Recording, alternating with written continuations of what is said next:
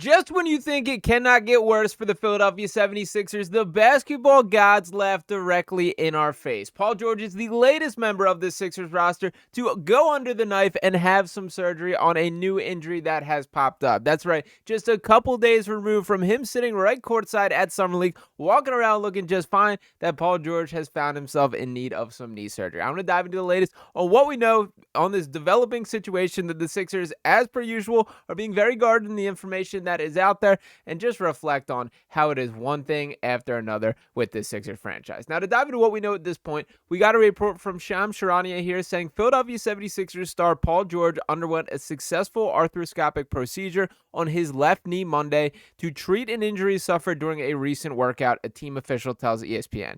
George will now begin a rehab program and will be reevaluated prior to the start of training camp. Now, to dive into the press release from the Sixers here, pretty much the same messaging, that it says, today, Paul George underwent a successful arthroscopic procedure on his left knee to treat an injury sustained during a recent workout. The procedure was performed by Dr. Jonathan L. Glasnow at NYU Langone Sports Medicine Orthopedic Center. George will now begin a rehabilitation program, and his progress will be monitored regularly. He will be reevaluated prior to the start of training camp. Now, a lot of directions that we can go with this. The first thing that jumped immediately to my mind when reading this is there's not an injury mentioned there. There is not a specific terminology for what this surgery was to fix outside of it being arthroscopic here. I also think it is worth noting that this is the same doctor that did operate on Joel Embiid, obviously him getting his knee scoped at the conclusion of the season, and we do not know what exactly the issue is with Paul George at this point in this game. Now, if you were to hop to the nice little Google machine and try and figure out what an arthroscopic surgery is for, there's a wide range of options here that immediately it spits out that arthroscopic surgery is frequently used to treat a variety of knee injuries, including meniscus tears, ACL tears, and loose bodies in the knee joint. It can also address cartilage damage, misaligned patella, and Baker's cyst. So quite the range of what the recovery time period would look like for each of these things. Now, if it was that serious, such as an ACL tear, I would have to imagine that that was led with, that they would not bury that lead there. My honest prediction here, I think it probably is a meniscus issue. And for Paul George specifically, we know the state of Paul George. I think from the Sixers angle here, that they probably look at this as people are already freaking out over Joel Embiid's meniscus. Jared McCain is recovering from a meniscus. Let's just leave that specific word out of the press release here. That is just me theorizing. I do not know anything there for whatever the case may be. And I'm not even confident enough to say that we will get more updates from here, because I have a feeling this is going to be one of those just they stick to the script, say their basic answers, and we don't really get the story for what Paul George went through probably until media day,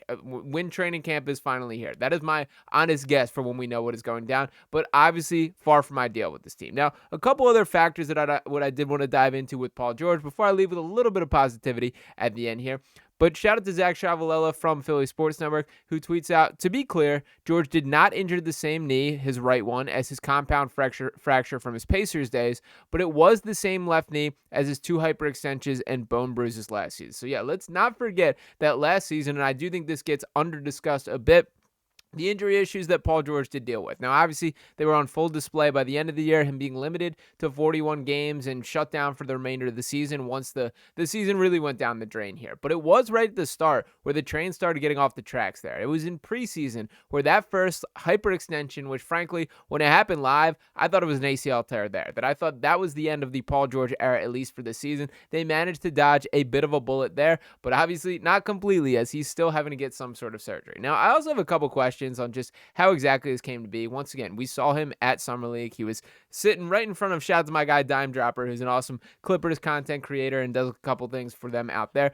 Sitting right in front of him at Summer League action. That Paul George moving around just fine, carrying his daughter around the court. There didn't seem to be anything wrong with him a couple days ago, and I get that Shams is specifically referring that this happened to a workout, but what happened in a workout? What is the injury? What are we dealing with here? And that obviously very drastically impacts how we're viewing this. I don't love the terminology that this ends with, saying reevaluated prior to the start of training camp. That just kind of leaves it up in the air. And I think that's going to be a tactic that the Sixers continue to lean on. They've been very guarded and very non-committal for answers about Joel Embiid. Whenever it's asked, is he going to be ready for training camp? The response from Daryl Morey is always, yeah, right around then is roughly what he will say there. There is not the firm. And I showed it in a previous video, the side-by-side answers about Jared McCain and Joel Embiid. Now, obviously, we can't lump these guys in the same category. That McCain is basically 10 years younger, a foot shorter, and 150 pounds lighter than Joel Embiid without all the injury track record. So there should be far more optimism for McCain bouncing back. But he's asked about McCain, and Morey's response is essentially, yep, he's completely on track. Everything going according to plan. We're very excited, and Jared's doing great through the process. Then it's with Joel, and it's like, yeah, he's hanging in there. We'll see is more or less what the answer is, which I just don't love from an organizational standpoint there. And Paul George is a little bit of the middle ground of these guys. There are not quite the level of red flags that Joel does have, but Paul George certainly has had quite a few lower body injuries at this stage of the game. I do wonder, how many games are we realistically going to see this big three or even big two? If we just want to keep it about Paul George and Joel Embiid, what is a realistic goal for how often these guys can play on the floor together? And I also do want to acknowledge that we've talked plenty about Joel Embiid's contract aging poorly. To acknowledge what Paul George is on the books for this Sixers team, we are talking about $51.6 million that he's set to make this year, $54.1 million in 26-27, and then a $56.58 million player option in the 27-28 season. Yeah, I think he's going to be picking that one up there, if I had to guess. That's a lot of money to be committed to a guy that we are just getting more questions about. Now, I've been pretty, I would say, understanding of Paul George to this point, that I think that he does deserve a bit more of a benefit of the doubt than some people are willing to give him, that it was a tough transition, and I think when we are to dig through and find the root of why things went wrong last year, that Paul George is not really responsible for that. That in reality, that was far more about Joel Embiid not being on the floor at a regular rate. The inconsistency of his availability dating back to training camp there, that there was not this consensus, this is how we're going to play basketball. These are the plays that we're going to run, and this is how we're going to play through Joel Embiid. Paul George was brought here to be Batman, or was brought here to be Robin and asked to be Batman here, and I can't really hold that against him to an extent. Now, granted, this is not to fully stick up for his play and to lay out the full production for what he brought across his 32.5 minutes per game, averaged 16.2 points, 5.3 rebounds, 4.3 assists, shot just 43% from the field, 35.8% from beyond the arc, and 27.7% from the corner there. That is not what you expect from Paul George. Frankly, these are numbers that he did not achieve since before he became this version of Paul George. We're talking a decade ago when he was still earning his spot in the league and finding the pathway for who he is as a basketball player. At the end of the day here, we still got quite a bit of time till training camp, but this is just not another thing we wanted to add to our list here. And for Paul George specifically, this probably takes him out of the summer training program. That we're now going to have the conversations if he gets to training camp, and assuming that he is cleared and available here, then we got to do the dance of, well, his shooting touch is not there. He has not had a chance to work out. There's going to be another ramp-up process here, and that's maddening to believe. We already don't know the status of Joel Embiid, and now Paul George right on that list there. Now, my message that I want to end with here is I think this has kind of made the Sixers' decision for them. It is time to let the young guys run, and I do think that it should be the full expectations for next year. Now, it is totally fair to push back that this team cannot be a legitimate contender if they do not have those top-end stars. That Daryl Morey in particular, and I think many general managers around the league, have accepted it as fact that you cannot be a legitimate contender without one of the clear-cut best players in the NBA on your roster here. Now, the Indiana Pacers have made me question that, and should have made other GMs question that more so than any team that I can think of in recent memory. But I do think for the Sixers specifically, it's time to give the keys right to Tyrese Maxey, give the keys right to Jared McCain, right to VJ Edgecombe, maybe even Quentin Grimes in this conversation here, and let's see what these guys can do. That is where the decision seems to be trending. There is not this give and take, how can we play? The decision has been made for the Sixers. And speaking of that, we did get a little bit of positivity in the VJ Edgecombe standpoint here, as we got this update from Tony Jones, who tweets out, Sixers fans, don't want to make y'all hopeful, but rookie guard VJ Edgecombe was a full participant in practice this morning. So a great sign there.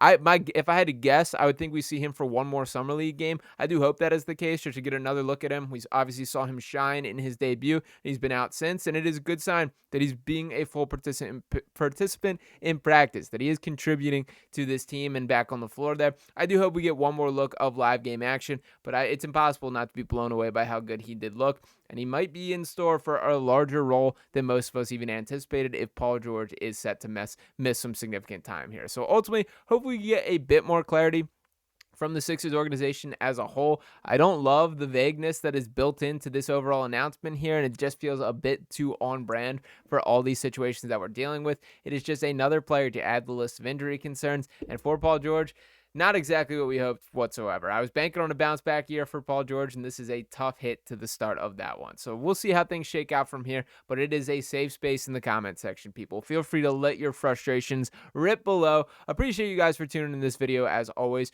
Drop your thoughts on the Paul George injury and give me your prediction for what it is. Are you with me? Do you think it's probably a meniscus injury? Is there anything else that pops to mind or would make more sense to you?